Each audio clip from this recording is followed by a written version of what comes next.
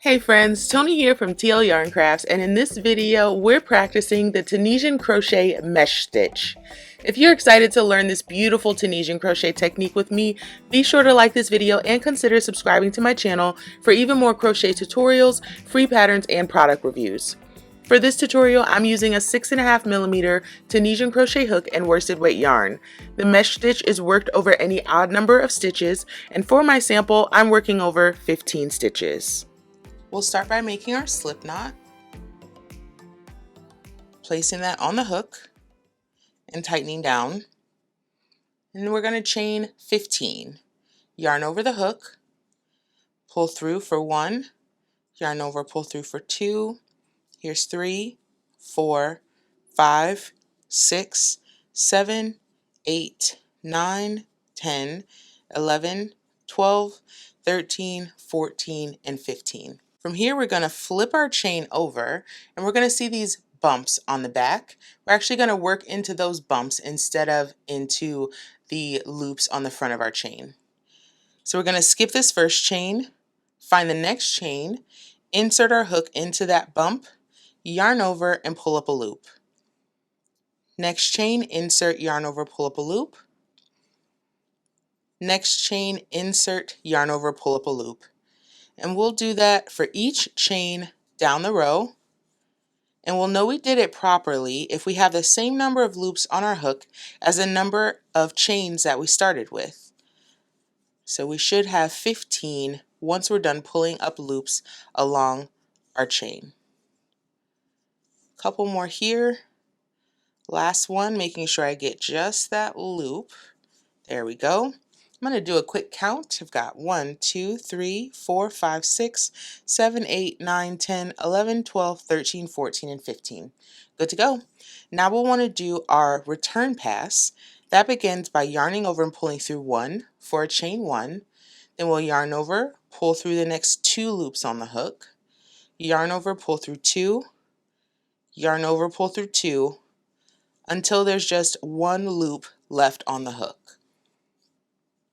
Yarn over, pull through 2, through 2, through 2, until there's 1 loop left on the hook. For this mesh stitch, it's going to be especially important to keep this first loop before we start the forward pass tight. So when you finish your return pass, just yank on that working yarn to keep this loop nice and tight, and that'll help us maintain our gauge throughout the stitch. Our mesh stitch is just a 1-row repeat, so this first loop on our hook counts as our first stitch. So we're skipping this first vertical bar. We're going to yarn over our hook, skip this next vertical bar, simple stitch in the following stitch. So just inserting our hook from right to left under that front vertical bar, yarn over, and pull up the loop. Yarn over, skip 1, simple the next stitch. Yarn over, skip 1, simple the next stitch. Yarn over, skip 1, simple the next stitch. We're going to do that across the row. Yarn over, skip 1, simple the next stitch. We're at our last couple loops here. We're going to yarn over, skip the next stitch, and work our last stitch. So for our last stitch, if we rotate our work towards us, we can see that there's a front vertical bar and a back bar to that last stitch. We want to make sure we get under both loops of that stitch. So don't forget that yarn over. We're skipping that next stitch and working our last stitch,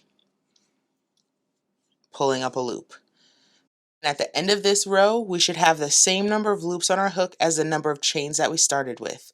1, 2, 3, 4, 5, 6, 7, 8, 9, 10, 11, 12, 13, 14, and 15. Now we can do our return pass, which starts by yarning over and pull through 1 for a chain 1, yarn over, pull through 2, yarn over, pull through 2, yarn over, pull through 2. And we'll do that until there is just 1 loop left on our hook. Yarn over through 2, through 2, through 2, through 2, and through 2. So this is what we've got after our foundation, which is here, and the first row of our mesh stitches. For this next row, it's the same motions, but clearly our row looks a little bit different.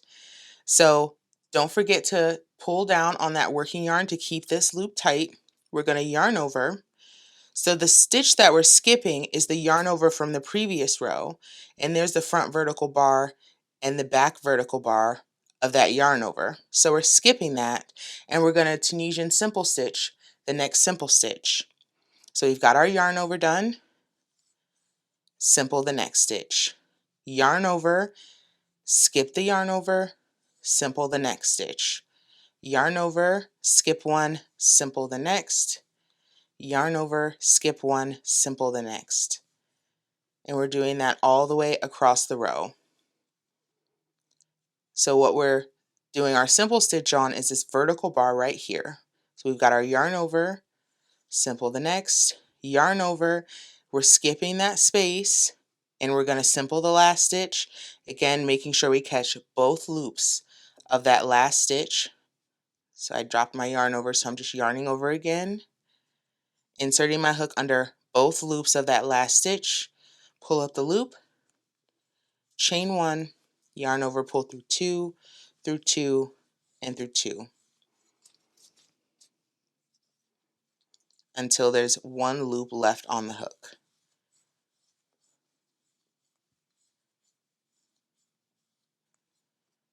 So we can see the mesh stitch coming together. It's a very open, loose, and airy stitch. What's nice about it is because since it does have so much airiness to it, it does not curl, which is very nice. But to make sure that these yarn over spaces stay open, you will want to block your work when you're done with it. So let's do one more row together. Remember, we're tightening down this first loop just to make sure we keep even tension down this right-hand side of our work. Yarn over, simple the next stitch, yarn over, skip the space, simple the next stitch, yarn over, skip the space, simple the next stitch. And we're doing that all the way down the row. Making sure we catch both loops of our last stitch.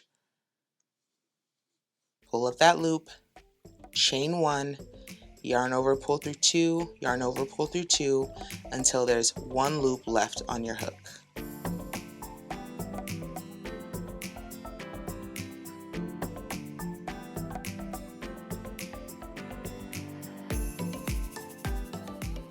This video was made as a supplement to the Mesh Stitch Square as part of the Tunisian Holiday Sampler Blanket. To get the row-by-row instructions for the Mesh Stitch Square and learn more about this free sampler Afghan pattern, visit the link in the description. Thanks so much for watching, and I'll see y'all next time.